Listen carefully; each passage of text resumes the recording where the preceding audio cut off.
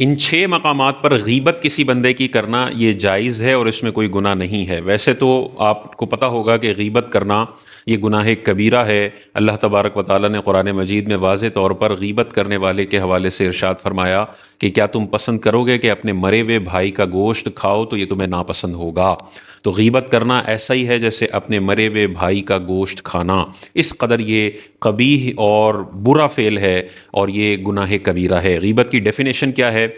مسلمان جس کے اندر کوئی عیب ہو، کوئی برائی ہو، اس برائی کا ذکر اس کی غیبت میں کرنا، اس کے پیٹھ پیچھے کرنا اور اسے اس ذکر سے اس کی دل آزاری ہو، یہ غیبت کہلاتا ہے۔ یعنی واضح طور پر اس کے اندر ایک برائی ہے،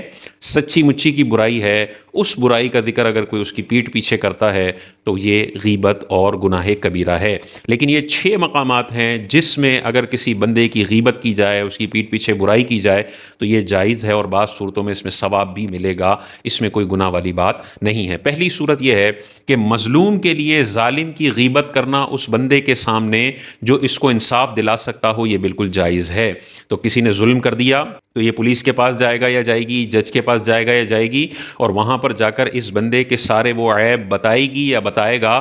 جس کی وجہ سے اس پر ظلم کیا گیا ہے۔ لیکن جتنی ضرورت ہے اتنی ہی غیبت ہوگی، جس برائی کا ذکر کرنا ضروری ہے اس برائی کا ہی ذکر ہوگا۔ یہ نہیں کہ اس کے علاوہ اور بہت ساری برائیاں جن کا اس کیس سے کوئی تعلق نہیں ہے اس کو بھی ذکر کرنے بیٹھ جائیں، وہ پھر اجازت نہیں ہوگی۔ دوسری جو غیبت کی جوازی صورت ہے وہ یہ ہے کسی کو نصیحت یا اصلاح کرنے کے لیے اس کی غیبت کرنا۔ جیسے مثال کے طور پہ کسی کا بچہ تازہ تازہ نشے کا عادی ہونے لگا ہے تو آپ اس کو سمجھائیں گے، لیکن وہ باز نہیں آتا تو آپ اس کو دھمکی دیں گے کہ میں تمہارے ابا کو تمہاری شکایت لگاؤں گا اگر تم باز نہیں آؤ گے، لیکن وہ پھر بھی باز نہیں آتا تو پھر اس بچے کی، اس لڑکے کی برائی اس کے ابو سے کرنا تاکہ وہ اس کو اس شر سے، اس مصیبت سے بچائیں اور اس کی اصلاح کا سامان کریں۔ یہ جو شکایت کی ہے، یہ پیٹھ پیچھے جو برائی کی ہے کہ آپ کا بیٹا شراب کا عادی ہو سکتا ہے، آپ کا بیٹا زنا کا عادی ہو سکتا ہے، آپ کا بیٹا فحش کلامی کرتا ہے، آپ کا بیٹا بری صحبت کے ساتھ ہے اور میرے سمجھانے کے باوجود وہ بات نہیں مان رہا، یہ والی جو شکایتیں والد صاحب کو لگائی جا رہی ہیں اس بندے کی اصلاح کے لیے، اسے جہنم سے بچانے کے لیے، یہ غیبتیں جائز ہیں اور ان پہ کوئی گناہ کا ترتب نہیں ہوگا بلکہ ثواب ملے گا۔ تو ایک تو ہے سامنے والے کو ذلیل کرنے کے لیے اس کی شکایت لگانا، اس کے ابا کی نگاہوں میں اسے گرانے کے لیے لگانا، یہ تو گناہ ہوگا۔ لیکن اگر بندہ دیکھ رہا ہے کہ اگر میں نے اس کے ابا کو اطلاع نہیں دی تو یہ تباہ و برباد ہو جائے گا، یہ نشے میں پڑ جائے گا، یہ معاذ اللہ لڑکی بازی میں پڑ جائے گا، یہ فحش کلامی میں پڑ جائے گا، یہ معاذ اللہ بد مذہبوں کو اس نے دوست بنا لیا اور صحابہ کے خلاف گالیاں دینے لگ جائے گا، اولیاء اللہ کو گالیاں دینے لگ جائے گا، تو ابا کو اب اس کی یہ والی برائی کرنا یہ بالکل درست ہے کہ یہ اس کی اصلاح ہے، اسے جہنم سے بچانا ہے۔ تیسرا، فتویٰ طلب کرنے کے لیے برائی کرنا۔ مثال کے طور پر کسی بندے کے بارے میں کوئی فراڈ کر کے چلا گیا تو مفتی سے سوال کرنا کہ بھائی اس نے میرے ساتھ فراڈ کر لیا ہے، یہ بھی جائز غیبت ہے، کیونکہ یہاں پر جب تک مفتی کو سوال نہیں بتایا جائے گا وہ جواب دے نہیں سکے گا، تو آپ یہ بالکل کر سکتے ہیں، لیکن اسی برائی کا ذکر کریں جس پر سوال کا انحصار ہے یا جواب کا انحصار ہے۔ یہ نہیں کہ بات کاروبار کی چل رہی ہے اور اس کے نشے کا ذکر کر لیں، اس کی بدنگاہی، اس کی شراب نوشی کا ذکر کر لیں، ان برائیوں کا ذکر اس سے تعلق نہیں رکھتا۔ فراڈ کیا ہے وہ والی چیزیں بتا دیں، جو ضرورت ہے صرف اتنا بتا کر آپ سوال پوچھ لیں۔ مزید لمبی چوڑی برائیاں کرنا یہ پھر بلا وجہ غیبت کرنا ہے اور یہ حرام اور گناہ کبیرہ ہوگا۔ اس میں بھی بہتر علماء یہی ارشاد فرماتے ہیں کہ فرضی ناموں سے سوال کیا جائے۔ بعض اوقات خواتین جو ہے وہ اپنے شوہر کی برائیاں مفتی صاحب سے کر رہی ہوتی ہیں، اگر کوئی واقعی وہ سوال پوچھنا چاہ رہی ہیں، شوہر کو ذلیل کرنا مقصد نہیں ہے بلکہ ایک شرعی مسئلہ پوچھنا مقصد ہے، تو وہ ذکر کر سکتی ہیں جتنی ضرورت ہے اتنا۔ لیکن اس میں بھی بہتر ہے کہ یہ کیا جائے کہ فلاں کا شوہر اگر اس طرح کرتا ہو، فلاں مرد اس طرح کرتا ہو تو بیوی کو کیا کرنا چاہیے، فرضی ناموں کے ساتھ کر لیں تاکہ شوہر کا بھی پردہ رہے۔ بہرحال اس صورت میں اگر مفتی سے فتویٰ لینے کے لیے کوئی کسی کا عیب ذکر کرتا ہے تو اس کو اگر ضروری ہے تو وہ اجازت ہوگی۔ چوتھی جو بدعت کے جواز کی صورت ہے وہ یہ ہے کہ کسی کے شر سے بچانے کے لیے، کسی کے نقصان سے بچانے کے لیے غیبت کرنا جائز ہوتا ہے۔ جیسے کسی کو شادی کے لیے رشتہ بھیجا اور اب لڑکی والے لڑکے کے حوالے سے کسی سے انکوائری کرتے ہیں، اب اسے پتا ہے کہ یہ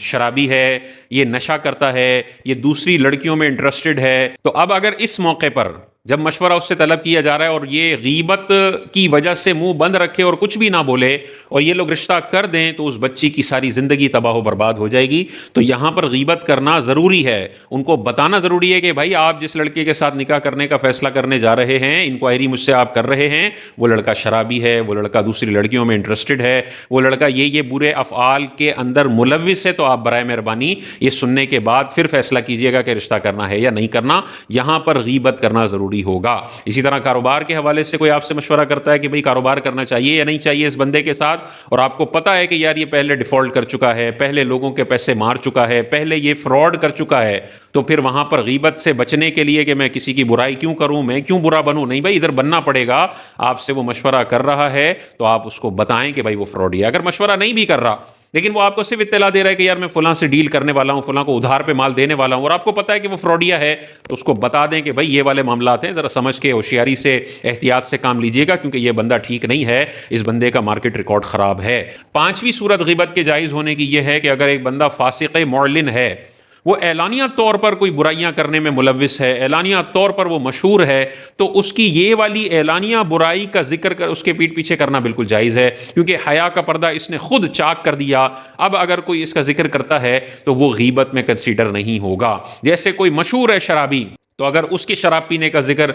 اس کی پیٹھ پیچھے کیا جاتا ہے تو وہ تو آلریڈی ہر بندے کو پتا ہے کہ یہ بندہ شراب پیتا ہے, یہ بندہ فحش چیزیں کرتا ہے, یہ بندہ جو ہے وہ غلط کاموں میں ملوث ہے. تو اگر واضح طور پر وہ چوریوں میں, کرپشن کے اندر, فراڈ کے اندر, شراب کے اندر, زنا کے اندر مشہور ہے اور واقعی وہ یہ کام کرتا ہے, تو پھر اس کا ذکر کرنا اس کی پیٹھ کے پیچھے وہ غیبت نہیں ہوگا. لیکن مثال کے طور پہ اس کی 4 برائیاں تو مشہور ہیں اور 5ویں ایک برائی ہے جو صرف کچھ لوگ جانتے ہیں, وہ بڑے پیمانے پر اس میں مشہور نہیں ہے, تو اس 5ویں برائی کا ذکر اس کی پیٹھ کے پیچھے کرنا یہ حرام ہوگا, کیونکہ یہ والی برائی میں وہ مشہور نہیں ہے, تو اس کو ظاہر کرنا یہ مسلمانوں کے عیبوں کو ظاہر کرنا ہے اور یہ غلط ہو جائے گا. چھٹی جو صورت ہے جس میں غیبت جائز ہے وہ ہے کسی کی پہچان کروانے کے مقصد سے اس کی کوئی برائی بیان کرنا, اس کی تضحیک نہ ہو, اس کو ذلیل کرنا نہ ہو, اس کی برائی بیان کرنا نہ ہو, بلکہ اس کی پہچان کے لیے. جیسے بعض اوقات کسی کو شکل یاد نہ آ رہی ہو, آپ بتائیں سلیم بھائی آئے تھے, وہ کہے کون سلیم, تو پھر آپ پہچان کے لیے کہ یار وہ نہیں ہے تھوڑے سے موٹے,